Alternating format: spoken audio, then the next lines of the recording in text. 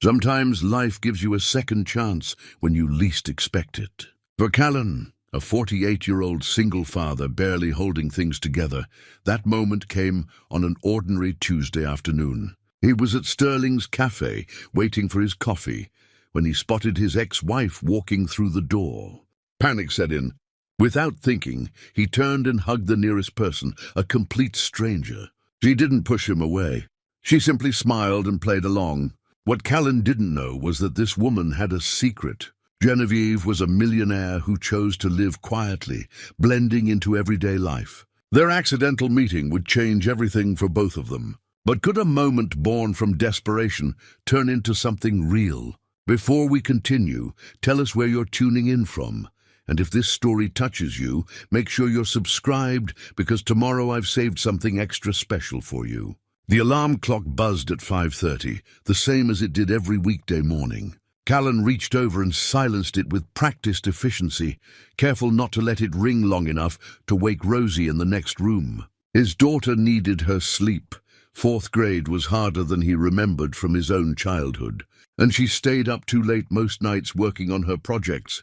He swung his legs out of bed, feet finding the worn carpet, and padded quietly to the bathroom. The face in the mirror looked older than 48 some mornings. Lines had deepened around his eyes over the past 2 years, since Diane left. Not that he blamed her entirely. Their marriage had been unraveling long before she accepted that promotion in Seattle. He just wished she'd wanted to take Rosie with her, or at least visit more than twice a year. The apartment was small but clean. Callan took pride in that.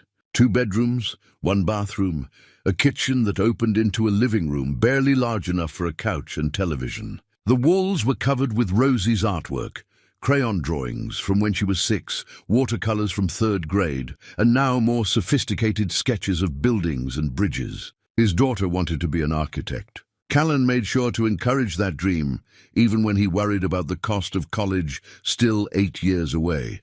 By 6:15, he had coffee brewing and was pulling eggs from the refrigerator. Rosie emerged at 6:30, hair tangled from sleep, wearing her favorite pajamas with rockets on them. She'd had those pajamas for 2 years now, and they were getting too small, riding up her ankles. He needed to buy her new ones, but it would have to wait until next paycheck. "Morning, Dad," she mumbled, climbing onto one of the 2 mismatched chairs at their small kitchen table. "Morning, sweetheart." "Scrambled or fried?" "Scrambled, please."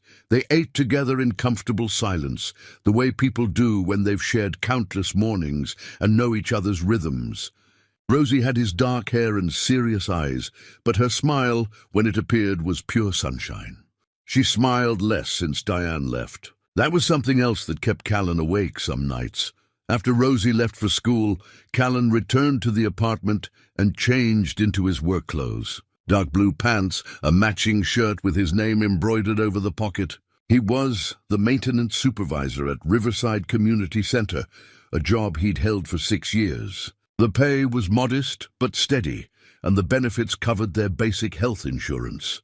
The community center was a 10-minute drive. He clocked in at 8:05, waved to the front desk staff, and checked his work orders for the day. Broken toilet in the women's locker room, flickering lights in the gymnasium, a complaint about the heating system in the children's playroom. The usual. "Morning, Callan." Beverly appeared beside him, holding her own clipboard. She was 53, had worked at the center for a decade, and had become something of a friend over the years. "Morning, Bev. You look exhausted. Rosie had a nightmare last night." Took a while to get her back to sleep. Beverly's expression softened. "That girl's been through a lot." "You both have." The day passed in its familiar rhythm. Fix things, check things, make sure the building kept running. Callan was good at his work, patient, thorough, always willing to stay late if something needed immediate attention. During his lunch break, he sat in his car and ate the sandwich he'd packed, then used his phone to do preliminary work for his evening job. Freelance bookkeeping for small businesses. It was tedious work but flexible, something he could do after Rosie went to bed. His phone buzzed with a text from Mr. Demir, their elderly neighbor. "Rosie, home safe. We're having tea. Come by when you're done." Callan smiled. Mr. Demir was a blessing. The old man had emigrated from Turkey 40 years ago, raised 3 children, buried a wife, and now lived alone in the apartment next door. He'd appointed himself Rosie's honorary grandfather, watching her for the hour between when school ended and when Callan got home. He refused payment, said it gave him purpose. At 4:30, Callan pulled into the parking lot of their apartment complex. He knocked on Mr. Demere's door. The old man answered with his usual warm smile, white mustache twitching with amusement. "Ah, Callan, come in, come in. Your daughter is beating me at chess again." Rosie sat at Mr. Demere's small dining table, studying a chessboard with intense concentration. She'd learned the game from the old man 6 months ago and had taken to it with surprising aptitude.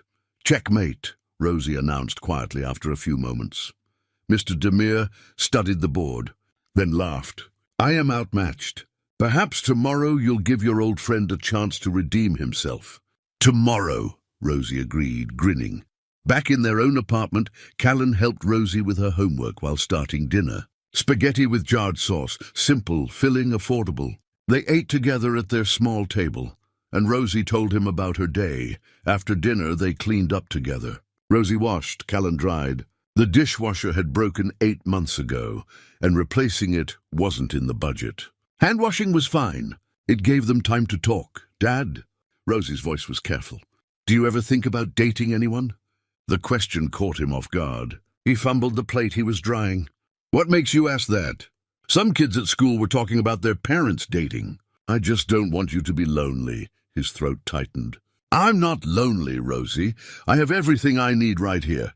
After she finished her homework and took her bath, Callan tucked her into bed, reading from an architect book she'd brought home from the library. When her breathing deepened into sleep, he kissed her forehead and retreated to the living room. His laptop waited on the coffee table. 3 businesses needed their monthly books reconciled. Callan made himself fresh coffee and settled in for the long evening ahead. Numbers had always made sense to him, clean, logical, predictable. By 11, his eyes were burning and his back ached. He stood at the window for a moment, looking out over the parking lot. Tomorrow was Tuesday, his one small luxury. For the past year, Callan had claimed Tuesday afternoons for himself. He clocked out at 3 instead of 5, picked up Rosie from school, dropped her with Mr. Demere, and spent 40 precious minutes at Sterling's cafe. Just him, a cup of good coffee, and the newspaper. He looked forward to Tuesdays more than he cared to admit. The cafe was warm and familiar, the coffee was excellent, and for those 40 minutes, he could pretend he was just a regular person taking a break. Not a man constantly calculating pennies and stretching paychecks.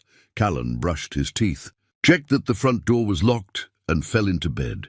His wallet sat on the nightstand, worn leather, purchased 12 years ago, stuffed with receipts and a few crumpled bills. Inside was a picture of Rosie from last year's school photo day. He looked at it every night before turning off the light. His last thought before sleep claimed him was the same one that ended most of his days. He was doing his best. He was showing up for Rosie every single day. He was keeping them afloat. Maybe that was enough. Maybe that had to be enough. Tomorrow was Tuesday. He'd have his coffee, and for 40 minutes he'd let himself just breathe. Tuesday arrived with clear skies and a crispness in the air that promised autumn was finally settling in. Callan moved through his morning routine with a lightness he couldn't quite explain. Maybe it was knowing he had his cafe time to look forward to. Maybe it was the way Rosie had hugged him extra tight that morning before heading to the bus stop. Small things, but they mattered. Work passed quickly. A clogged drain, a thermostat that needed adjusting, routine maintenance on the HVAC system. At 2:30, Beverly caught him washing his hands at the utility sink. "Leaving early today?" she asked, though she knew the answer. "Tuesday," he confirmed, "your sacred coffee time. Don't let me keep you."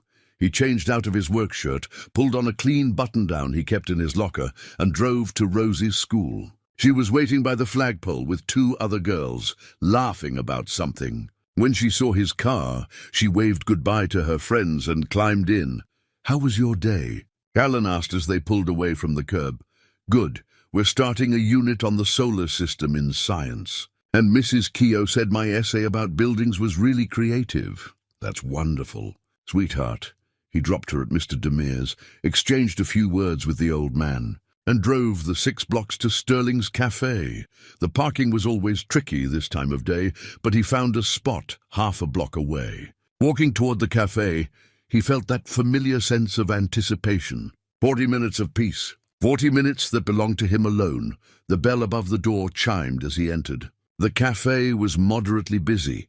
A handful of students with laptops, a couple sharing pastries, an older woman reading a book in the corner. Kendrick was behind the counter, grey hair pulled back in a ponytail, wiping down the espresso machine. "Callan!" "Right on time."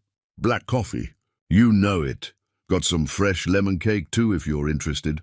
"I'm always interested." Callan paid, left a modest tip, and took his usual table by the window. The newspaper was already waiting. Kendrick always saved him a copy. He settled in, took his first sip of coffee, and felt his shoulders drop an inch. This was what he needed. This simple moment of normalcy. He was halfway through an article about the city council's budget proposals when the bell chimed again. He didn't look up immediately, too focused on the numbers being discussed. But then he heard a laugh, bright and familiar in a way that made his stomach clench. Callan's head jerked up. There, walking through the door, was Diane, his ex-wife. She looked different than she had 2 years ago, more polished, more confident, wearing an expensive-looking coat and carrying a designer handbag that probably cost more than his monthly rent. Beside her walked a man in his early 50s, well-dressed, easy smile, hand resting casually on the small of her back. Panic flooded through Callan like ice water. Diane hadn't seen him yet. She was laughing at something the man had said. They were walking toward the counter, completely oblivious to his presence. His heart hammered. He couldn't be here. Couldn't sit here and watch her order coffee with someone new. Couldn't endure the inevitable awkward conversation if she noticed him. Questions about Rosie, forced pleasantries. That look in her eyes that said she'd made the right choice leaving. Without thinking, Callan stood. His chair scraped loudly against the floor. A few people glanced his way. Diane was still focused on the menu board, hadn't heard. He needed to leave, but she was between him and the door. He'd have to walk right past her. His eyes darted around desperately. There had to be another exit. A back door. Anything, but Sterling's was small, intimate. Just the front entrance. Then he saw her. A woman standing near the counter, waiting for her order. She had her back to him, dark hair pulled into a simple ponytail, grey sweater, jeans. Nothing remarkable except that she was close, and she was his only option. Callan moved before his rational mind could stop him. 3 quick steps across the cafe floor. The woman must have sensed his approach, because she started to turn. But by then, he was already there. He wrapped his arms around her from behind, in what he desperately hoped looked like an embrace between 2 people who knew each other. She stiffened. Of course she did. He was a complete stranger. "I'm so sorry," Callan whispered urgently near her ear. "Please just go with this for a moment.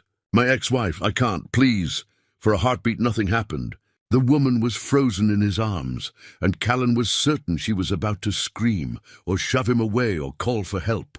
He'd just assaulted a stranger in a coffee shop because he couldn't handle an awkward encounter. What was wrong with him? But then something unexpected occurred. The woman's rigid posture softened. She turned her head slightly, enough that he could see her profile, elegant features, intelligent eyes, a small smile playing at the corner of her mouth. "Hello, darling," she said, her voice carrying just enough volume for nearby people to hear. She placed her hand over his, where they rested against her stomach, and the gesture was so natural, so convincing, that Callan almost believed they actually knew each other. He glanced toward the counter. Diane was ordering now, pointing at something in the pastry case. Her companion was pulling out his wallet. Neither of them had looked their direction. "Thank you," Callan breathed. The woman gently extracted herself from his embrace and turned to face him fully. She was striking, not in a conventional magazine way, but in a way that made you want to keep looking. Mid-40s, he guessed. Slight smile lines around her eyes.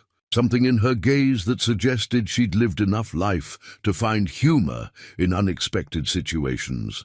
"Ex-wife?" she asked quietly, her tone more amused than judgmental. Callan nodded, embarrassed heat creeping up his neck. I didn't expect. You weren't expecting to see her? The woman glanced past him toward the counter. The one in the expensive coat? That's her. And you panicked, spectacularly. The woman's smile deepened.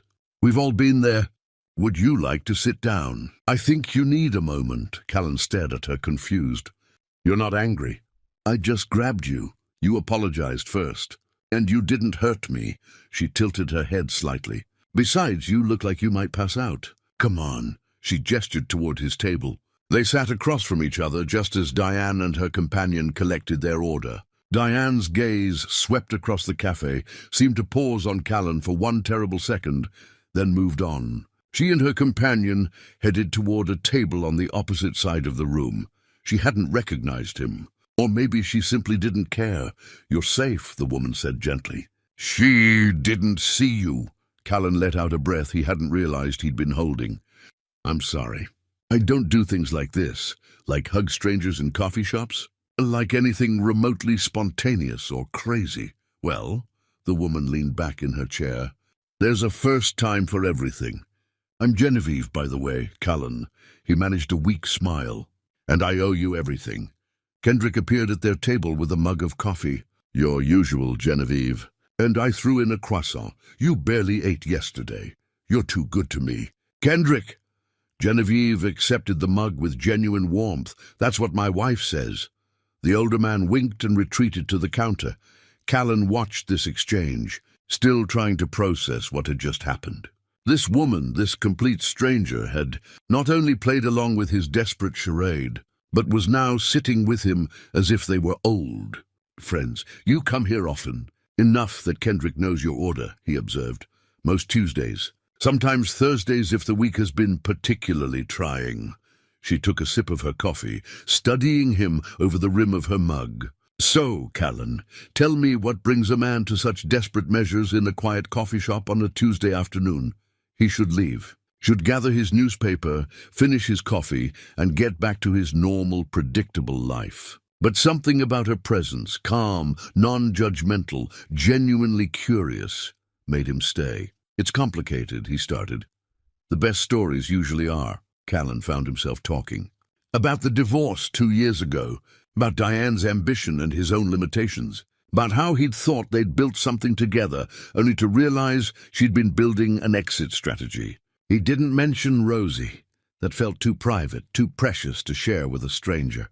But he talked about the shock of the separation, the adjustment to single life, and how he'd carefully constructed his routines to keep himself steady. Tuesdays are mine, he explained. 40 minutes where I can just be a person, not someone's ex-husband or someone's employee. Just me, coffee, and the newspaper. Genevieve listened without interrupting, her attention complete and unhurried. When he finished, she nodded slowly. And then Past walked through the door and disrupted your sanctuary. Exactly. With a new man in tow. That too, she glanced across the cafe to where Diane sat with her companion, both of them absorbed in conversation. She looks happy. She does. Does that bother you? Callan considered the question honestly. Not the way you might think. I'm not in love with her anymore. I don't think I was for a long time before she left. But seeing her like that, so put together, so moved on, it reminds me of everything I'm not. And what are you not? Successful, wealthy, free to just start over somewhere new. He laughed without humor. I'm stuck in neutral while everyone else is speeding past. Genevieve was quiet for a moment, her fingers wrapped around her mug. When she spoke, her voice was gentle but firm. You know what I see? A man who shows up, who has routines and commitments and probably responsibilities he doesn't talk about, who works hard enough to be tired on a Tuesday afternoon. That's not stuck, Callan. That's showing up for your life. Something in her words struck deep. He looked at her, really looked at her, and wondered who this woman was, this stranger who'd let him embrace her and then offered him kindness instead of judgment. You're very understanding.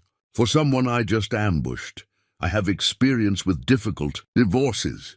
A shadow passed across her face, there and gone in an instant. And I know what it's like to need a sanctuary. To have one place where you can just breathe. Is that why you come to Sterling's? part of it. I like the anonymity, the normalcy. No expectations, no performance. Just coffee and quiet. She smiled, and he noticed the simple silver watch on her wrist. Elegant but understated, like everything else about her. Until strange men start hugging me anyway. Despite everything, Callan laughed. It surprised him, genuine laughter here now, with his ex-wife 20 feet away, and his life still a complicated mess. But something about Genevieve's presence made it possible. They talked for another 20 minutes, the conversation flowing easily from coffee preferences to favorite books to the weather. It was surface level but comfortable, like talking to an old friend you'd lost touch with and were slowly rediscovering. Across the cafe, Diane and her companion finished their drinks and left without ever looking in Callan's direction. "She's gone," Genevieve said quietly. "You survived." Callan checked his phone. He'd been at the cafe for 35 minutes. He needed to pick up Rosie from Mr. Demire's soon. The real world was calling him back. "I should go," he said reluctantly. "But thank you. For everything. For being kind when you had every right not to be. We're all just trying to get through the day." Genevieve stood when he did, graceful and unhurried. "Perhaps we'll run into each other again." "I hope so," Callan said, and meant it. Walking to his car, he felt lighter than he had in months. The encounter had been mortifying, yes, completely out of character. But something about it, about her, had shifted something in him. He'd been seen, if only for a few minutes, as a complete person, not as someone's father or ex-husband or employee. Just Callan.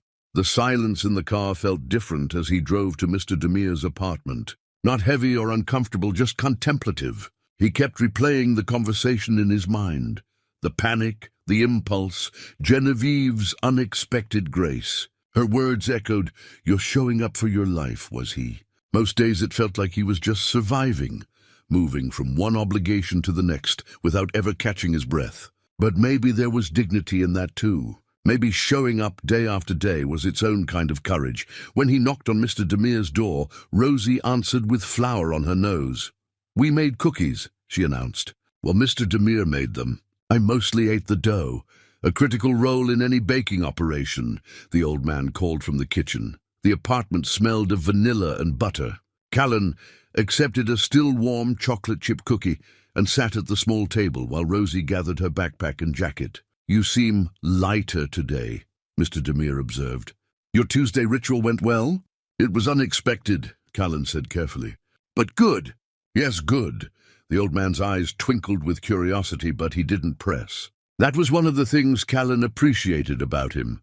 Mr. Demire knew when to speak and when to simply be present. Back at their own apartment, Rosie spread her homework across the kitchen table while Callan started dinner. As he chopped vegetables, his mind wandered back to Sterling's. Genevieve had been easy to talk to. Not in the forced way of people making small talk, but genuinely interested. She'd listened without judgment, without offering unwanted advice. That evening, after homework and dinner, after the dishes were washed and dried, Rosie looked at Callan with the expression she wore when working up to something important. "Dad?" Her voice was careful. "You're smiling more today." "Am I?" "Yeah, did something good happen at the cafe?" Callan considered how much to share. "I met someone. Had a nice conversation. A friend?" "Maybe. I don't know yet." Rosie studied his face, then smiled. "I think you should have more friends, Dad. You work too much. Now you sound like Mr. Demire. He's very wise," she said seriously. After Rosie was asleep, Callan sat with his laptop for bookkeeping work, but his concentration kept drifting. He thought about Genevieve's simple silver watch, the way she'd said, "We're all just trying to get through the day," as if she truly understood what that meant. Most people offered platitudes. She'd offered recognition. He wondered if she really did come to Sterling's regularly, as Kendrick's familiar greeting suggested. The thought of seeing her again brought a warmth to his chest he hadn't felt in years. The next few days passed in their usual rhythm, but something had shifted. Callan found himself looking forward to the next Tuesday with an anticipation that went beyond just his regular cafe visit. He caught himself thinking about Genevieve at odd moments, while fixing a broken door handle at work, while helping Rosie with her math homework. While lying in bed before sleep finally came, on Friday, Beverly caught him humming while fixing a leaky faucet in the staff bathroom. "You're in a good mood," she observed. "Am I not usually?" "You're usually steady, professional. This is different." She leaned against the doorframe. "Should I be worried?" "No, I just had a nice conversation with someone earlier this week. Nothing dramatic. Someone?" Callan focused on tightening a connection, not wanting to meet her eyes. "A woman. At Sterling's. It was just talking, Bev. But good talking." "Yes, good talking." Beverly was quiet for a moment, then said gently, "You know it's okay to have a life beyond work, right? You're allowed to be interested in someone. I'm not. It's not like that. I don't even know if I'll see her again. But you want to," he did. That was the surprising part. After 2 years of carefully constructed solitude, after convincing himself he was fine alone, he wanted to see Genevieve again. Wanted to hear what she thought about books or architecture or the way autumn light fell through cafe windows. "Maybe," he admitted. Beverly smiled. "Good. You deserve that, Callan." The weekend arrived. Saturday brought grocery shopping with Rosie, laundry, cleaning the apartment, and a long walk to the park. Sunday meant meal prep for the week, helping Rosie with a project about the solar system, and afternoon chess with Mr. Demir while Rosie drew sketches of imaginary buildings. Monday dragged. Every hour felt longer than usual, waited with anticipation for Tuesday. Callan told himself he was being ridiculous. Genevieve might not even be there, and if she was, she might not remember him with the same warmth. Their encounter had been pleasant but brief. Perhaps she'd simply been kind to a stranger in distress and thought nothing more of it. Tuesday morning arrived, and Rosie noticed immediately that Callan wore his better jeans and the shirt without a stain on the collar. "You look nice." "Dad, just felt like making an effort for the cafe." "Maybe." She grinned, delighted. "I hope your friend is there." So did he. More than he wanted to admit, even to himself. The morning at work moved with agonizing slowness. Beverly caught him checking his watch for the 3rd time in an hour. "Just go," she said, shaking her head with amusement. "You're useless today anyway. I still have an hour, and you'll spend it staring at the clock. Go pick up your daughter early. Take your time at the cafe." "Live a little, Callan." He hesitated, then made a decision that felt almost rebellious. "You're sure?" "I'm sure." "Now get out of here before I change my mind." Callan changed quickly, surprised by the flutter of nervousness in his stomach. He was 48 years old, a grown man with a daughter and responsibilities. Getting anxious about maybe seeing someone at a coffee shop was absurd. At Rosie's school, she was surprised when he appeared at pick-up early. "Is everything okay?" she asked, climbing into the car. "Everything's fine. I just got done early today." She studied his face, then smiled knowingly. "You're going to the cafe?" "I am. And you're hoping she's there. When did you get so perceptive?" "I've always been perceptive. You just don't usually give me anything interesting to perceive." At Mr. Demir's, Rosie whispered something to the old man that made him look at Callan with raised eyebrows and a broad smile. Great. Now he had 2 people invested in his coffee shop visit. "Go," Mr. Demir said. "Take your time." The drive to Sterling's felt longer than usual. Callan found a parking spot and sat in his car for a moment, gathering himself. This was silly. He was just going for coffee, like he did every week. If Genevieve was there, fine. If not, also fine, except it didn't feel fine. It felt charged with possibility. The bell chimed as he entered. Kendrick was behind the counter and his face lit up. "Callan!" Back again. "The usual?" "Please, take your table." "I'll bring it over." Callan moved toward his usual spot by the window, and that's when he saw her. Genevieve sat at a different table today, closer to the back, reading a book with a plain cover. She wore a cream-colored sweater and jeans, her hair down around her shoulders. She looked up as if sensing his gaze, and her face transformed with a smile. "Callan." She said it like greeting an old friend. "I was hoping you'd be here." His heart did something complicated in his chest. "You were?" "I come here most Tuesdays. Thought there was a chance our schedules might align again." She gestured to the empty chair across from her. "Would you like to join me?" Kendrick appeared with Callan's coffee before he could answer. Oh, good, you found each other. Navy, you want your usual refill? Please, Kendrick. The old man winked and retreated, leaving Callan standing there with his coffee, feeling suddenly awkward. Genevieve was still looking at him with that warm, open expression, waiting. I'd like to join you, Callan said finally. If you're sure I'm not interrupting, you're not. I was just reading to pass the time. She closed her book and set it aside. Besides, I've been curious all week about whether you'd actually come back after last Tuesday's excitement. Callan sat down, wrapping his hands around his mug. I almost didn't. Felt embarrassed about the whole thing. Please don't be. It was actually the most interesting thing that's happened to me in months. Her eyes sparkled with humor. Though I'll admit I've been checking the entrance every few minutes, wondering if you'd appear and grab the nearest person again. I think I've learned my lesson about panic-hugging strangers. Shame. I was considering making it a regular greeting method. Very efficient. They both laughed, and just like that, the awkwardness dissolved. Kendrick brought Genevieve's coffee, and they settled into conversation, as naturally as if they'd been meeting here for years, instead of twice. Genevieve asked about his week, and Callan found himself sharing more than he intended. Not everything, he was still cautious, but enough. The challenges at work, small moments that made him smile, his thoughts about autumn being his favorite season. He mentioned his daughter briefly, carefully, just enough to acknowledge she existed without revealing too much. How old? Genevieve asked gently. 10, 4th grade. That's a wonderful age. Old enough to have real conversations. Young enough to still think you're amazing, Callan smiled. Most days. She's perceptive, though. Notices when I'm stressed or distracted. Sounds like she takes good care of you. She does, better than I probably deserve. In return, Genevieve shared about her week, though Callan noticed she was guarded too. She mentioned working from home, enjoying the flexibility. She talked about a book she'd finished, a documentary she'd watched, her observation that the cafe had the best afternoon light of anywhere in the city. You're good at that, Callan observed. At what? Sharing without really sharing. Talking about your week without revealing much about your life. Genevieve's smile turned slightly rueful. Guilty, old habit, I suppose. Privacy feels precious sometimes. I understand that. He did. After the divorce, after becoming a single father, Callan had learned to guard his private life carefully. But I can tell you this, Genevieve continued, leaning forward slightly. These Tuesday conversations, brief as they are, they're something I look forward to.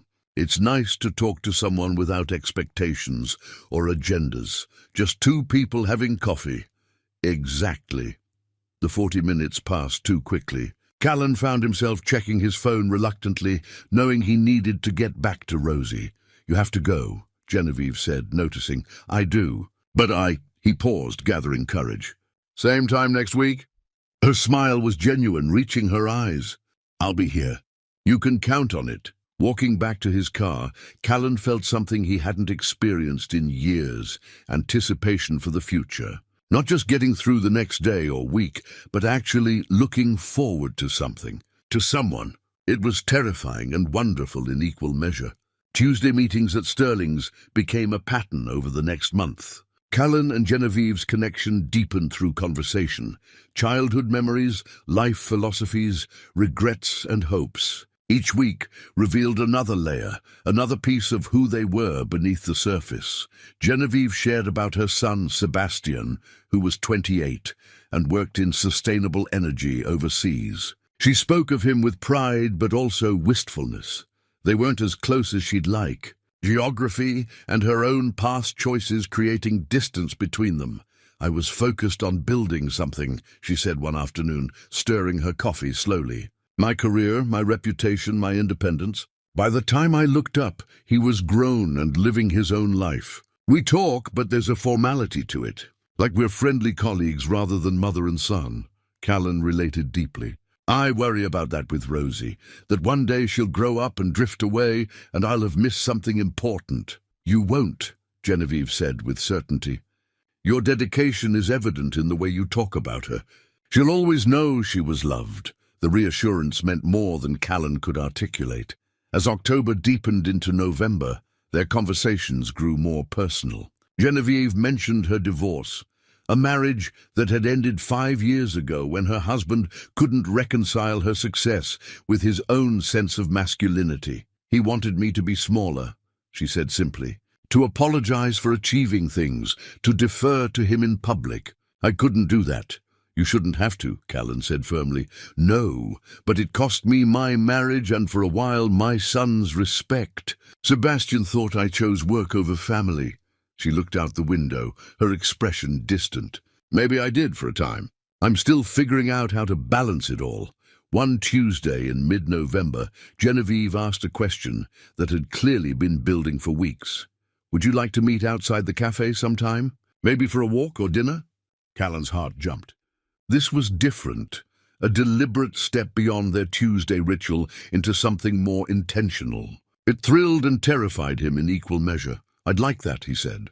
Though I have to work around Rosie's schedule. Of course. What if Genevieve hesitated, then continued? What if I met her? If you're comfortable with that, we could do something together. The three of us. The suggestion caught Callan off guard. He'd been careful about keeping Genevieve separate from his life with Rosie, protecting both of them from complications. But the offer felt genuine, not performative. Let me think about it, he said carefully. That evening, he brought it up with Rosie during their dishwashing routine. Remember the woman I've been meeting at the cafe? Genevieve? Your friend, Rosie said, handing him a plate to dry.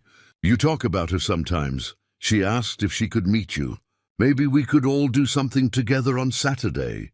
Rosie's eyes widened with interest. Really? What would we do? I don't know yet. Maybe the park or the museum. The park, Rosie said immediately. I want to see what she's like. And if you don't like her, Rosie considered this seriously, then we'll be polite, and you can still be friends with her on Tuesdays. But Dad, I think I will like her. You smile when you talk about her.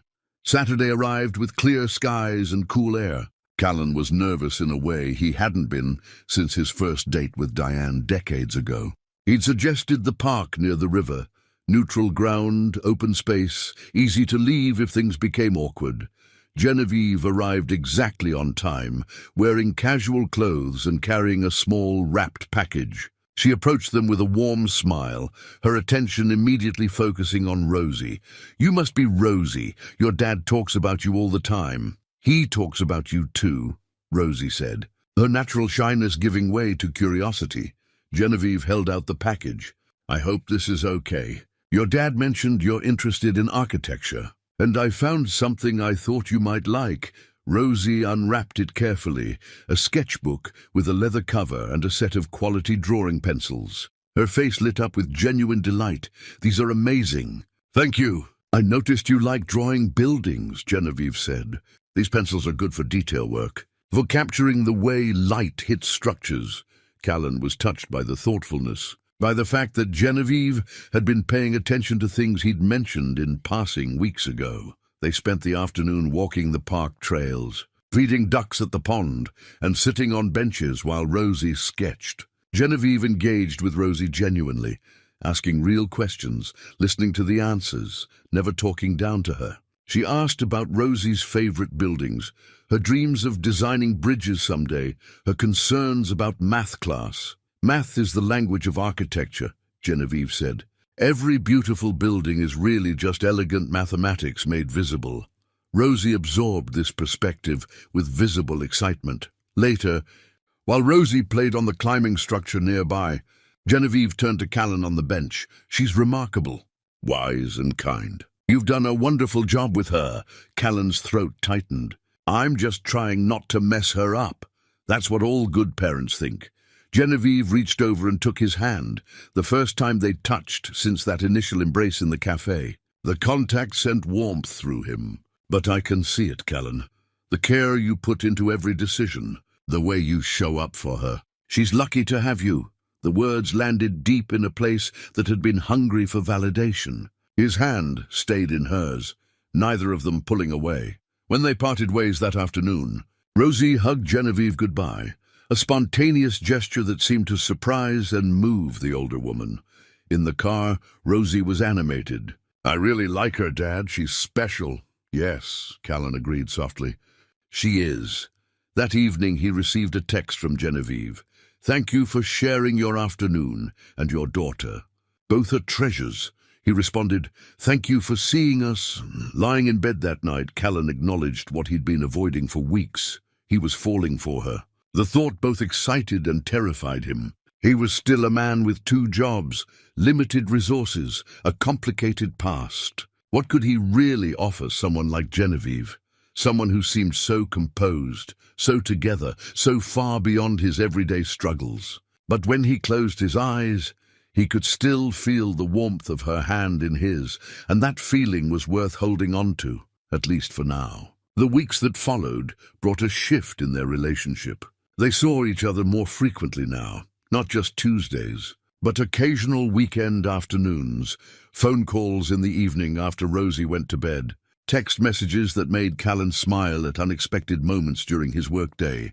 Callan introduced Genevieve to his world. She met Beverly at the community center, charming her with questions about the work they did there. She joined them for a walk through his neighborhood, admiring the small gardens people maintained, the sense of community that existed despite modest means. She seemed genuinely interested in his life, asking questions that showed she was paying attention, but Callan occasionally noticed things that didn't quite fit. Her clothes were simple but clearly high quality when you looked closely. She casually mentioned traveling to Portugal last year, visiting museums in Paris.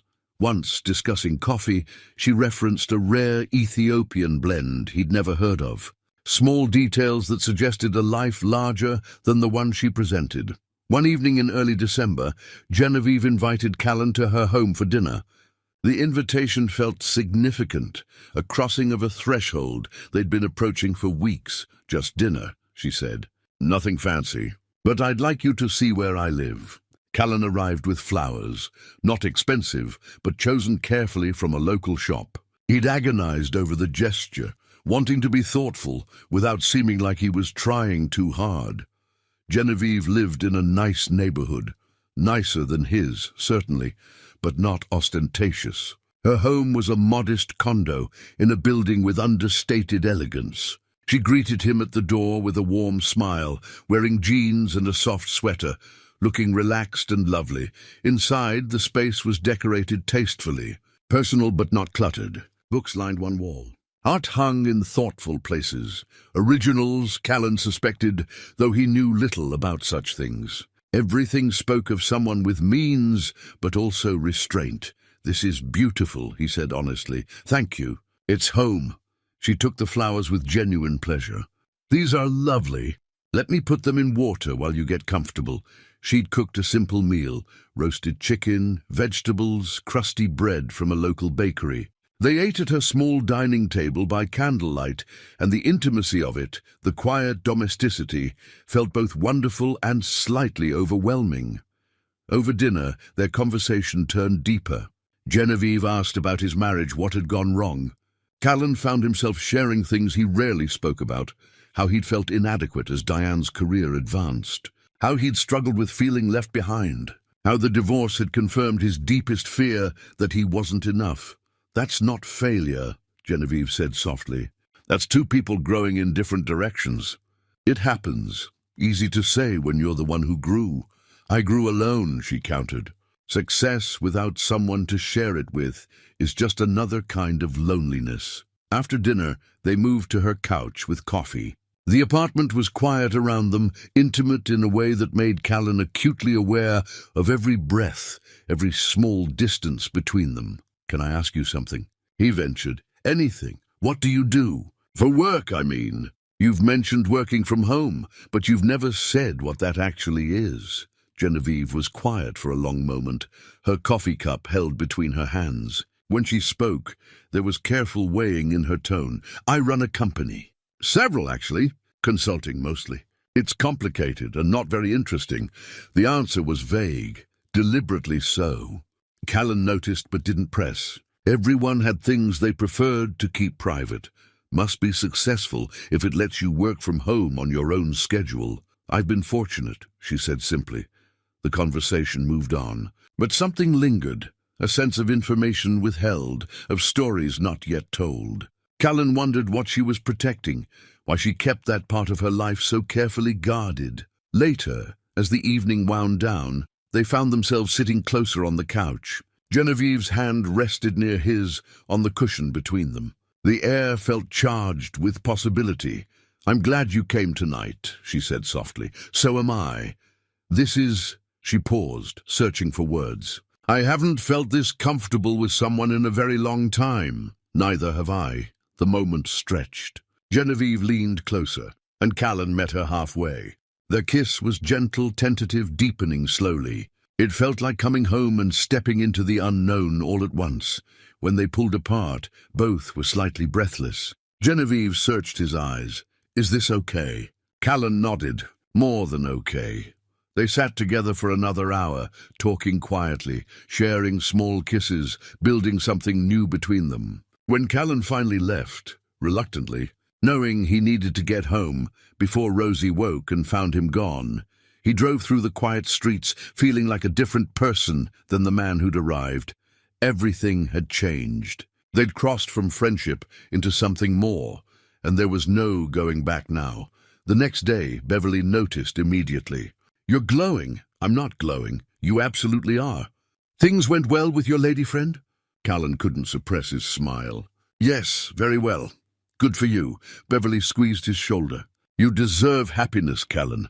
Don't let fear stop you from reaching for it." That evening, Mr. Demure made similar observations when Callan picked up. "Rosie, you look like a man who's found something worth holding." "On to," the old man said with a knowing smile. "Maybe I have. Then don't let it go. Life is too short for hesitation." That night, after Rosie was asleep, Callan sat by his bedroom window, looking out at the parking lot. His worn leather wallet sat on the nightstand, the same one he'd carried for 12 years, stuffed with receipts and responsibility. Inside was a picture of Rosie, and now, added just this evening, a napkin from Sterling's Cafe that Genevieve had written her phone number on weeks ago, even though he already had it saved in his phone. Small treasures, marking the life he'd built and the new life beginning to unfold. He was a man with limited means, yes, but he was also a man who showed up, who loved his daughter, who'd somehow found connection with a remarkable woman despite all the reasons it shouldn't work. Maybe that was enough. Maybe he was enough. For the first time in years, Callan allowed himself to believe it might be true. He'd fallen in love with her. That was the truth he couldn't escape. But how could love bridge such an impossible divide? The rest of Sunday passed in a fog. Rosie noticed his mood immediately when he picked her up from Mr. Demure's. "Did you and Genevieve have a fight?" she asked quietly in the car. "Something like that. Are you going to fix it?" Callan glanced at his daughter, her young face so serious, so hopeful. "I don't know if I can, sweetheart." "Why not?" How could he explain to a 10-year-old that sometimes differences weren't just about preferences or personalities, but about entire worlds that didn't overlap? That sometimes caring about someone wasn't enough? "It's complicated," he said finally. That night, after Rosie was in bed, Callan sat at his laptop but couldn't focus on bookkeeping. Instead, he found himself searching for more information about Genevieve Ashford. Article after article painted a picture of an extraordinary woman, brilliant, driven, successful beyond measure. And there he was, a maintenance supervisor barely making ends meet. The contrast was laughable. What had he been thinking? That they could build something real despite the chasm between their lives? That love somehow negated the fundamental differences in their circumstances? He looked at his wallet on the table, worn leather, 12 years old, held together by habit and necessity. It represented everything about his life, practical, limited. Making do Genevieve's world was different, limitless, full of possibilities. He couldn't even imagine the distance between them had always been there. He'd just been too caught up in the warmth of her presence to see it clearly. Now with the truth exposed, he couldn't unsee it. Every conversation they'd had, every moment they'd shared, all of it recontextualized by the knowledge of who she really was. She'd called it wanting to be seen as just a person. But maybe that was the privilege of the wealthy, getting to choose when to reveal themselves, when to step back into their real lives. Callan closed his laptop and went to bed, but sleep was elusive. His mind replayed their argument, her tears, the hurt in her voice when she'd left. Part of him wanted to call her, to apologize, to find a way forward. But a larger part, the part that had learned through divorce and hardship to protect himself, held back. It better to end it now than to keep building something that would inevitably collapse. Under the weight of their differences, 2 months into their relationship, Callan and Genevieve were navigating the territory of becoming a couple. They were careful around Rosie, but his daughter was clearly attached to Genevieve now, asking when they'd see her next, including her in drawings of People I Love. One Saturday morning, Callan took Rosie to the library for research on her school project about renewable energy. While Rosie browsed the science section, Callan wandered toward the periodicals, thinking he might find something useful for her. A business magazine caught his eye. The cover featured a striking woman in a tailored suit standing against a city skyline. He did a double-take, his heart stopping mid-beat. It was Genevieve. The headline read, "Genevieve Ashford, the tech mogul who disappeared. Inside, her quiet return to philanthropy." Callan's hands trembled as he pulled the magazine from the rack. He found a chair and sank into it, opening to the featured article. His eyes scanned the pages, each sentence landing like a physical blow. Genevieve Ashford, founder and CEO of Ashford Ventures. Net worth estimated at $800 million. Built her fortune through early investments in technology companies, real estate holdings across 3 continents, and a venture capital firm that had launched dozens of successful startups. The article detailed her rise in the business world, her reputation as both brilliant and ruthless in negotiations, her high-profile divorce from tech executive Richard Ashford 5 years ago.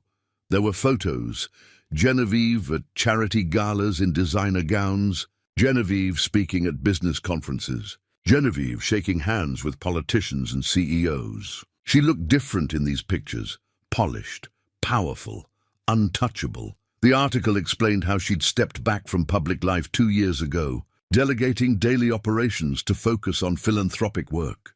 Those who know Ashford say she's seeking a more authentic existence after decades of living in the spotlight, one quote read. Callan felt dizzy. The woman he'd been seeing, who wore simple sweaters and drank coffee at a neighborhood cafe, who'd played along with his desperate embrace, who'd sat on park benches watching his daughter draw, was one of the wealthiest women in the country.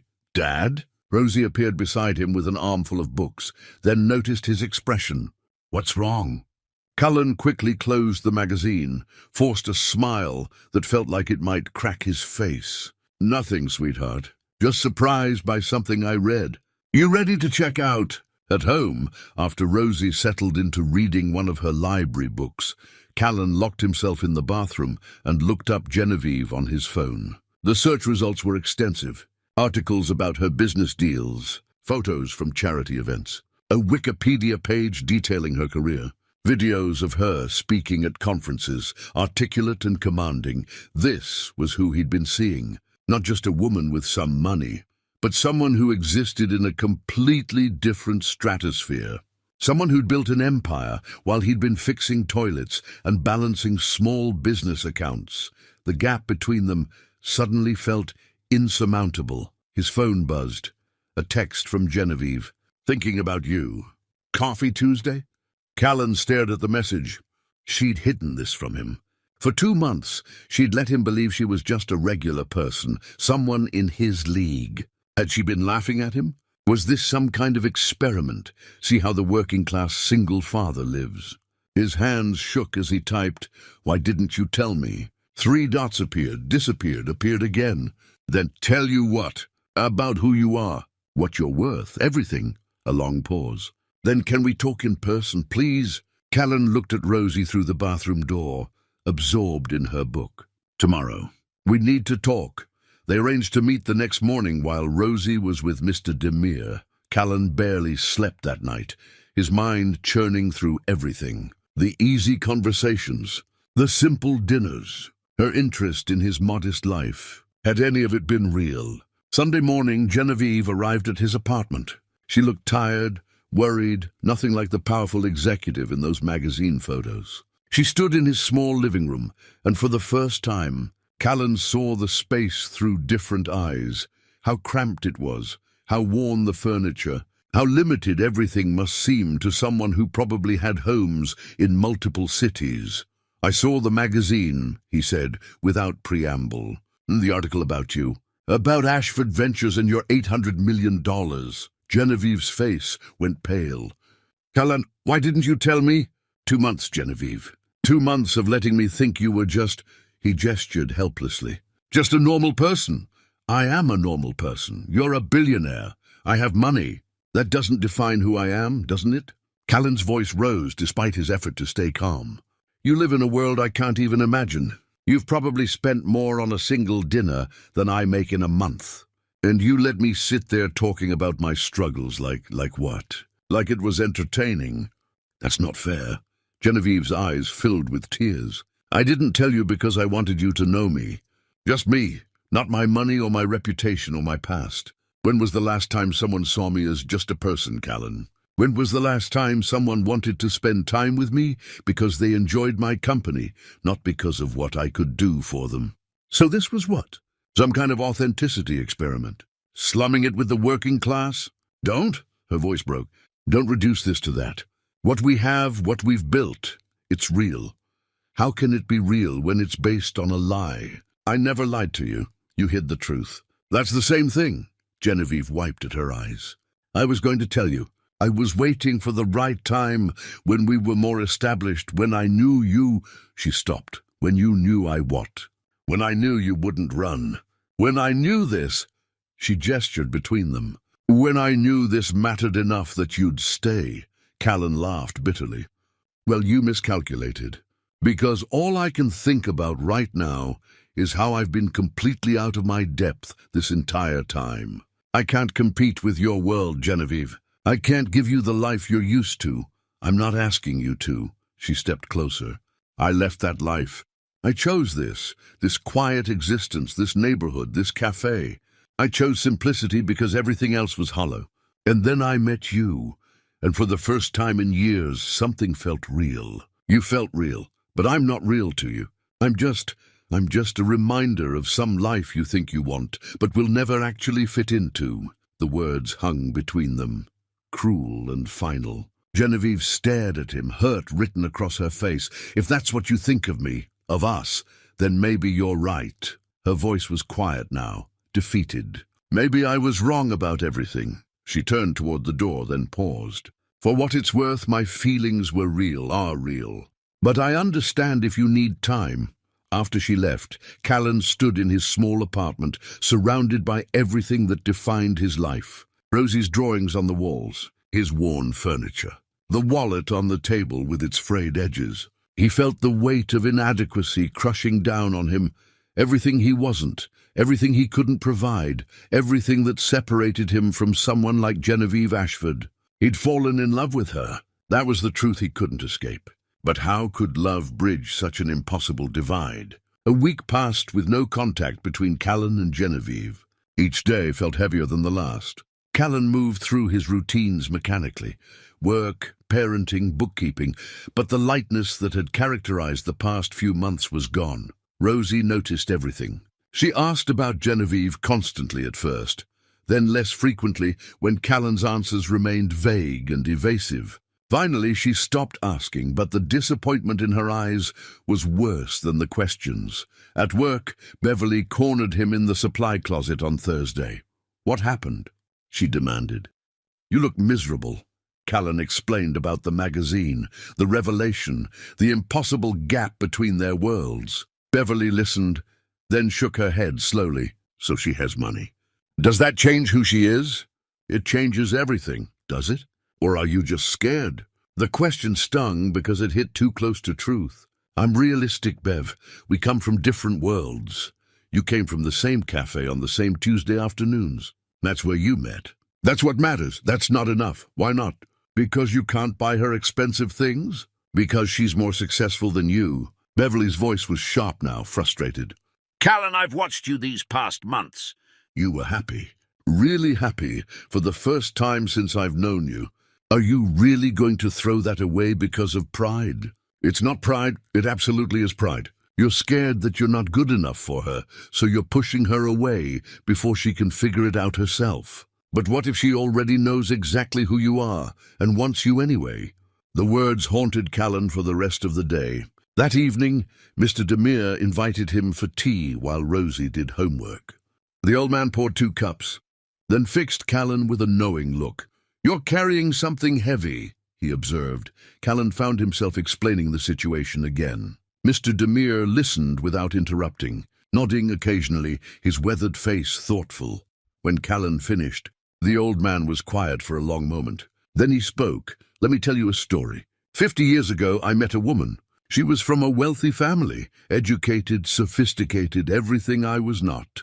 I was a laborer, barely spoke the language. I loved her, but I was terrified. How could someone like her want someone like me? What happened? I walked away. Told myself it was impossible, that I was saving us both from inevitable heartbreak." Mr. Demir's eyes grew distant. "She married someone else 6 months later. Someone from her world. I married too, eventually.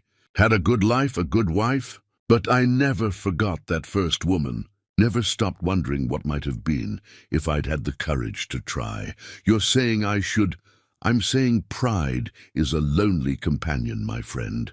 If she makes you happy, if she's good to your daughter, if she chose you despite having every option in the world, what else matters? I can't give her the life she's used to. Perhaps she doesn't want that life. Perhaps she wants yours." Mr. Demir leaned forward. "You think wealth makes someone happy? I've known many wealthy people in my years.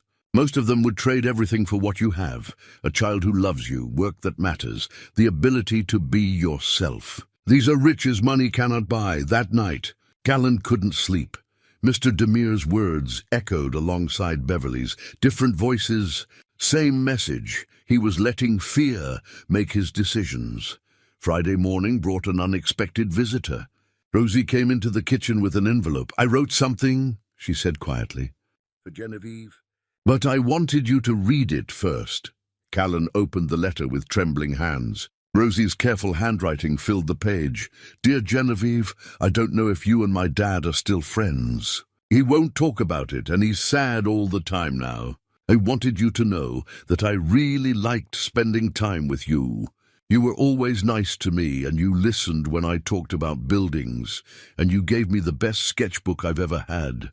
My dad is a really good person. He works really hard, and he always makes sure I have what I need, even when it's hard.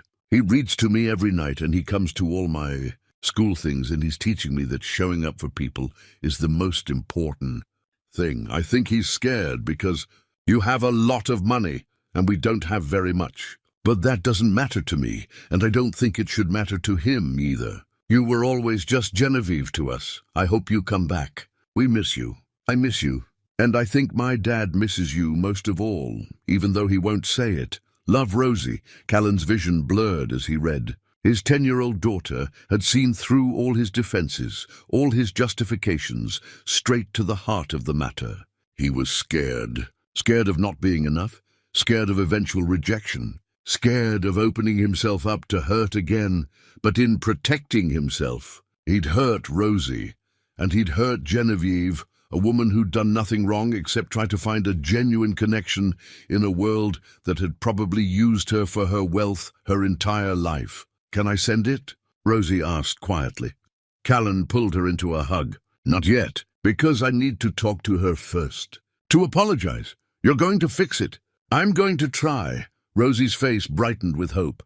"Good, because I really like her, Dad." "So do I, sweetheart. So do I." That afternoon, Callan called Genevieve. The phone rang 4 times before she answered, her voice cautious. "Callan, can we talk? Please, in person." A pause. "When?" "Now, if you're available." "I can come to you." "Sterling's," she said. "In an hour." Callan arranged for Mr. Demir to watch Rosie, changed into clean clothes, and drove to the cafe with his heart hammering. He arrived first, ordered 2 black coffees, and sat at the table where they'd first talked after his panicked embrace. Genevieve arrived exactly on time. She looked tired, her usual composure shadowed by something that might have been sadness. She sat across from him without speaking, waiting. "I'm sorry," Callan started. "I'm so sorry for how I reacted, for the things I said. You didn't deserve that. You were shocked. I understand." "No, I was scared." He forced himself to meet her eyes. "Scared that I'm not enough. That I can't compete with your world. That eventually you'd realize you'd made a mistake and—" His voice broke. "And I'd end up alone again. But this time it would hurt so much more because I'd know what I'd lost." Genevieve's expression softened. "Callan, let me finish, please." He took a breath. "Rosie wrote you a letter. She said something that made me realize I've been an idiot. She said you were always just Genevieve to us. And she's right. When I'm with you, I don't think about money or status or any of that. I just think about how you make me feel. How you see me, really see me, in a way no one else has. I do see you," Genevieve said softly. "That's why I didn't want to tell you about the money. I was afraid you'd stop being yourself around me. That everything would change. It did change. But not because of you. Because of me and my own insecurities." He reached across the table, and she met him halfway, their hands clasping. "I've spent so long feeling like I'm not enough. Not enough for Diane, not enough for Rosie, not enough for life. And then you came along and made me feel like maybe I was. But when I found out who you really are, all those old fears came rushing back. You are enough," Genevieve said firmly. "You're more than enough. Do you think I've spent the last 2 months pretending? Do you think I chose Tuesday afternoons at this cafe because I was bored? I chose you, Callan. Not your wallet, not your status. You. The man who panicked and hugged a stranger. The man who talks about his daughter with such love, it makes my heart ache. The man who shows up every single day for the people who matter to him. But I can't give you the life. I don't want that life." Her grip on his hands tightened. "I had that life. It was empty. All the success, all the money, all the power, and I was lonely, desperately, crushingly lonely. I came back here, to this city, to this neighborhood, because I was looking for something real. And then I found you." Callan's throat tightened with emotion. "I'm in love with you. That's the terrifying truth. I'm in love with you, and I don't know how to navigate the gap between our worlds, but I want to try, if you'll let me. If you still want me." Genevieve's eyes filled with tears. "I'm in love with you too. I have been for weeks. And there is no gap, Callan. Just two people who found each other. Everything else is just details we'll figure out together." She stood, pulling him up with her, and they embraced in the middle of Sterling's cafe, the place where everything had started with panic and desperation and an impossible hug.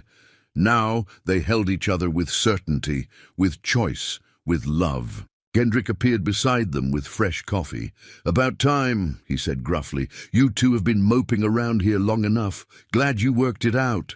They laughed through their tears, sitting back down, hands still clasped across the table. "So where do we go from here?" Callan asked. "Forward," Genevieve said simply. "Together. We'll figure out the rest as we go. What about the money, the different worlds? We'll navigate it, with honesty this time, full honesty. I'll tell you about my work, my life, all of it. And we'll figure out how to blend our worlds in a way that works for both of us, for all three of us, including Rosie." Callan nodded, feeling something settle in his chest. Not certainty. Life didn't offer that. But hope. Real, tangible hope. That maybe, despite everything, they could build something lasting. "Rosie wants to send you her letter," he said. "I'd love to read it. She misses you. We both do. I missed you too. So much." Genevieve smiled through her tears. "What are you doing tomorrow?" "Nothing that can't be rearranged." "Good. Come to my place. The real one. I want to show you everything, who I really am, what my life looks like, no more hiding. And if it's too much, it won't be. But if it is, we'll figure it out. Together." The word settled between them like a promise. Together. Not him alone, struggling to measure up. Not her alone, hiding who she was. Together, building something new from honesty and love, and the courage to try. Saturday morning arrived with clear winter skies. Callan woke early, nervous in a way that had nothing to do with fear, and everything to do with stepping fully into this new reality. Genevieve had sent him an address the night before, Not the modest condo where they'd had dinner, but somewhere outside the city. Over breakfast, he explained to Rosie where they were going. Genevieve wants to show us her real home, the place where she actually lives. Rosie's eyes widened. Is it going to be really big? Probably. She has a lot of money, sweetheart, more than we ever will. That's something we need to understand and be okay with. I don't care about her money, Dad. I care that she's nice to us, that she makes you happy. Out of the mouths of children, simple wisdom that cut through all his complicated anxieties. They drove for 40 minutes, leaving the city behind. The GPS led them to a gated entrance with an intercom. Callan pressed the button, and Genevieve's voice came through immediately. You came. We did. I'm so glad. Come on up. The gates opened, revealing a long driveway lined with trees. As they rounded a curve, the house came into view, and Callan felt his breath catch. It wasn't ostentatious or showy, nothing like the mansions he'd seen in movies. But it was undeniably grand, stone and glass, nestled into landscaped grounds, with gardens visible even in winter's dormancy. Wow, Rosie breathed from the back seat. Yeah, Callan agreed quietly. Wow. Genevieve was waiting at the front door, wearing jeans and a simple sweater, looking nervous in a way he'd never seen her before. She was letting them see her, all of her, and the vulnerability in that gesture moved him deeply. This is me, she said as they approached. The part I've been hiding. I understand if it's too much. Callan took her hand. Show us. Inside, the house was beautiful but lived in. Expensive furniture mixed with personal touches, books everywhere, photographs on tables, art that looked chosen for meaning rather than investment value. It was clearly the home of someone wealthy, but it was also unmistakably a home. Genevieve gave them a tour. A library that made Rosie gasp with delight. Floor-to-ceiling shelves filled with books. A kitchen that was both professional-grade and cozy. A living room with windows overlooking gardens and woods beyond. Guest rooms, an office where Genevieve worked, a sunroom filled with plants. You can borrow any books you want, Genevieve told Rosie, who was still mesmerized by the library. Any time. Consider them yours to explore. Rosie looked at her father for permission. Callan nodded, and his daughter disappeared into the stacks with reverent excitement. Alone for a moment, Genevieve turned to Callan. What are you thinking? I'm thinking this is your real life, and I'm trying to figure out where someone like me fits into it. Right here. She gestured around them. This house has been empty except for me for 2 years. Do you know how lonely that is? How meaningless all of this feels without someone to share it with. But what do I bring to this? You have everything. I have things, Callan. I don't have you. I don't have what you and Rosie have. That bond, that love, that sense of family. I don't have someone who sees me as just Genevieve, not Genevieve Ashford with her billions. You bring yourself. That's everything. They stood in her beautiful empty house, and Callan saw it clearly for the first time. Wealth didn't equal happiness. Success didn't equal fulfillment. She had built an empire but still needed the same things everyone needed: connection, love, purpose beyond acquisition. I'm still scared, he admitted. Scared I'll disappoint you, that I'm not sophisticated enough or educated enough or... Stop. Genevieve cupped his face in her hands. I've dated plenty of sophisticated, educated men. They bored me or tried to control me or wanted me for what I could do for their careers. You're the first person in years who wanted to know what I thought about coffee and autumn leaves and the best time of day for quiet contemplation. You're the first person who made me laugh without trying to impress me. You're the first person who felt real. Rosie emerged from the library holding a book about famous architects. Can I really borrow this? It's yours, Genevieve said. Keep it. They spent the rest of the morning together. Genevieve showed them the grounds, the gardens she was planning for spring, the small pond where ducks nested, the trail through the woods she walked when she needed to think. She talked about her work honestly now, the companies she'd built, the investments she'd made, the foundation she was planning to launch that would support single parents in need. I want your input on that, she told Callan as they walked. You understand that world better than I ever could. What actually helps? What's just good intentions that miss the mark? You want my advice? I want your partnership. Not just in us, but in making this work matter. Your experience has value, Callan, real value. The offer wasn't charity, it was respect, recognition that what he knew, what he'd lived, had worth beyond a paycheck. Over lunch, simple sandwiches Genevieve had prepared, they talked about logistics, how to blend their lives, whether Callan and Rosie would eventually spend time here, or if Genevieve would continue splitting time between properties. How to help Rosie understand the wealth without letting it change her, or create unrealistic expectations. I don't want to uproot your lives, Genevieve said. I want to join them, not replace them. What does that look like practically? However we want it to look. There's no rule book for this, Callan. We write our own story. As afternoon faded toward evening, Callan realized something profound. The gap he'd feared, the impossible distance between their worlds, wasn't actually that wide. They both wanted the same things: love, connection, purpose, a life that mattered. She just happened to have more money than he could imagine, but that was just a detail, not a definition. Several weeks passed as Callan and Genevieve navigated their relationship with new honesty.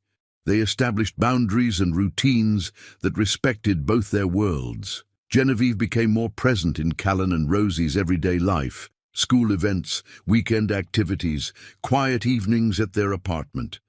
She was careful not to overstep, but her care was evident in countless small ways. The complications came, as they always did, from the practical realities of their different circumstances. Callan's car broke down on a Tuesday morning. The transmission, a repair that would cost $1,500 he didn't have. He called Beverly, explained he'd be late to work, and started calculating bus schedules while his stomach churned with stress. Genevieve called during his lunch break. "How are you?" "Fine," he said automatically, then caught himself. Honesty. They'd promised honesty. Actually, not fine. "My car died. The repair is expensive, and I'm trying to figure out how to manage without it until I can save enough. Let me help," she said immediately. "Genevieve, please. This is exactly the kind of thing partners help each other with.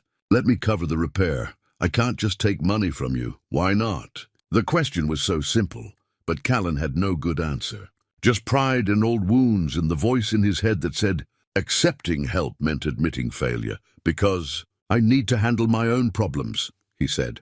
"Finally, that's not how relationships work." Genevieve's voice was patient but firm. "We're supposed to support each other. If you were sick, would you let me help? If Rosie needed something, would you accept assistance? That's different." "How? How is this different?" They argued for 20 minutes, their first real argument since reconciling.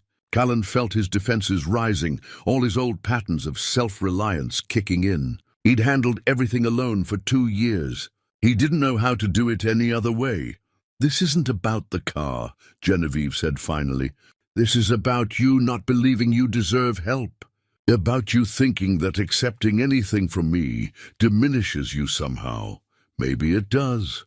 Then that's something you need to work through. Because I can't be in a relationship where you wall yourself off every time life gets difficult. That's not partnership. That's isolation with occasional visits." The words stung because they were true. Callan hung up feeling shaken, angry at himself more than her. That evening he sat with Mr. Demir over tea, explaining the argument. "My father was like you," the old man said. "Proud, independent. He worked himself into an early grave, refusing help from anyone. When he died, we found money hidden in his walls, savings he'd never touched, never told anyone about, because asking for help or accepting it felt like failure." "What's your point?" "My point is that pride killed him. Not literally, but it robbed him of years he could have had if he'd just learned to accept love and support from the people who cared about him." Mr. Demir leaned forward. "You're repeating his mistakes, Callan. This woman loves you. She wants to help. Why is that so threatening?" Callan had no answer. He went home and lay awake that night, wrestling with himself. His father had been the same way, working multiple jobs, never asking for help, wearing his independence like armor. Callan had watched him age prematurely from stress, watched him miss family moments because he was always working, always proving he could handle everything alone. Was he really going to do the same thing? Teach Rosie that accepting help was weakness, that love came with the condition that you never needed anything from anyone. The next morning he called Genevieve. "I'm sorry, you were right. This isn't about the car. I know. I don't know how to accept help. I don't know how to be in a relationship where I'm not the one providing everything. It makes me feel like less of a man." Yes, that's programming, Callan. Old messages that don't serve you anymore. Real strength isn't refusing help. It's knowing when to accept it. It's being vulnerable enough to let someone care for you. They agreed on a compromise. She'd lend him the money for the repair, and he'd pay it back over time. Not because he had to, but because he needed to for his own sense of dignity. Genevieve accepted this, understanding it was about more than money. But the conversation had opened something larger between them. Trust. The willingness to be vulnerable. The acceptance that partnership meant interdependence, not just two independent people existing in parallel. A week later, Genevieve took another step. She invited Callan to her home for dinner and presented him with something, a key to this house, she said. "I'm not asking you to move in, not yet, but I want you to know you always have a place here. Both of you, this isn't just my home anymore. It's ours if you want it to be." Callan took the key, feeling its weight in his palm. It was symbolic of so much more than access to a building. It was trust, commitment, a future being offered. "I love you," he said, the words feeling inadequate for everything he felt. "I need you to know that. I love you, and I'm learning, slowly, to accept that you love me too. I do love you. So much." Genevieve's eyes shone with emotion. "We're figuring this out together. That's all we can do." They embraced in her beautiful, no longer empty house, and Callan felt something shift in his chest. Not the dissolution of fear that would take time, but the beginning of acceptance. He could be loved despite his limitations. He could accept help without losing himself. He could build a life with this woman that honored both their worlds. Rosie appeared in the doorway, having been exploring the library. She saw them holding each other and smiled. "Are you guys okay now?" "Yeah, sweetheart," Callan said, reaching out to include her in their embrace. "We're okay. Good," Rosie said, squeezing between them. "Because I really like it here, and I was hoping we could come back." "Anytime you want," Genevieve promised, kissing the top of her head. "This is your place too now." The three of them stood together, an unconventional family formed not by blood or circumstance, but by choice, by the courage to try despite fear, by love that refused to be limited by bank accounts or social expectations. It wasn't perfect. They still had obstacles to navigate, compromises to make, moments when their different backgrounds would create friction. But they had something more important than perfection. They had commitment. They had honesty. They had each other. 6 months later, on a Tuesday morning in early spring, Callan woke in his own apartment with sunlight streaming through the window. Some things hadn't changed.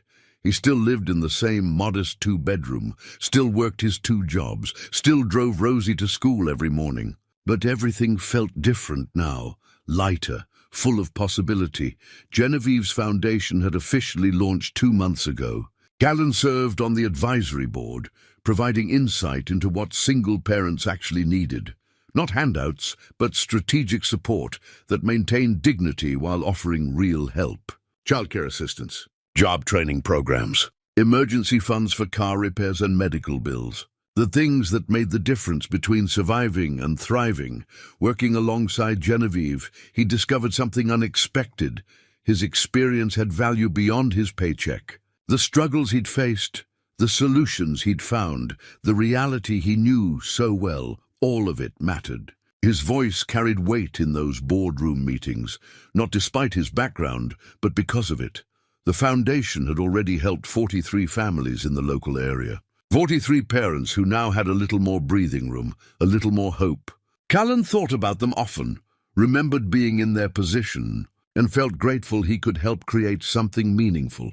On Tuesday afternoons, he still went to Sterling's cafe, but now Genevieve went with him, and sometimes Rosie joined them after school. Their table by the window had become a regular fixture.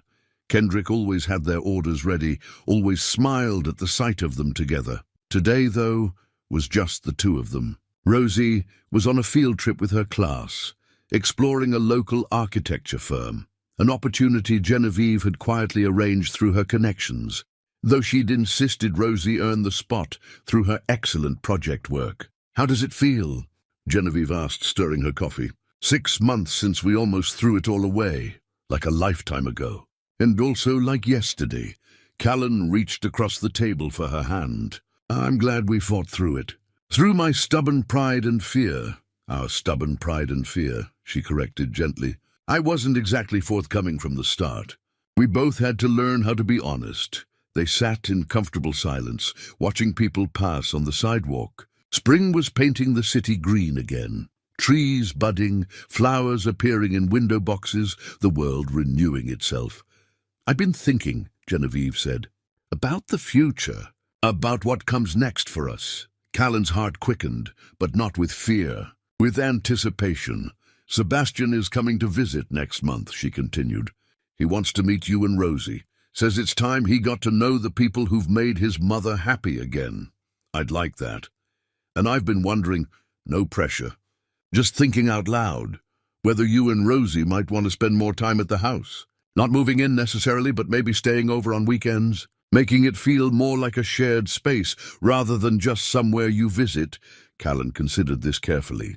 6 months ago, the suggestion would have terrified him. Now it felt like a natural progression. "I think Rosie would love that. The library alone is worth it," he smiled. "And I would too, as long as we keep this place, keep our own space. Of course. I'm not trying to erase your life, Callan. I'm trying to join it, I know. And I'm learning to let you." They finished their coffee and walked to his car, hands clasped. The spring air was cool but promising warmth. Everything felt full of potential. Not the naive optimism of new love, but the steady confidence of love that had been tested and survived. That evening, the three of them had dinner together at Genevieve's house. Rosie showed them her latest architectural sketches, increasingly sophisticated designs that reflected her growing understanding of form and function. Genevieve offered thoughtful feedback, pointing out where the engineering would need support, where the aesthetics could be refined. Callan watched them together and felt his chest swell with gratitude. This strange, unexpected family they'd built, it worked. Not perfectly, not without effort, but it worked. After Rosie went to bed in the guest room that had quietly become her room at Genevieve's house, Callan and Genevieve sat on the back patio, wrapped in blankets against the cool evening air. "Thank you," Callan said. "For what?" "For being patient with me. For not giving up when I pushed you away. For seeing something in me worth staying for. Thank you for letting me in. For taking the risk. For teaching me that real connection doesn't require perfection, just honesty and commitment."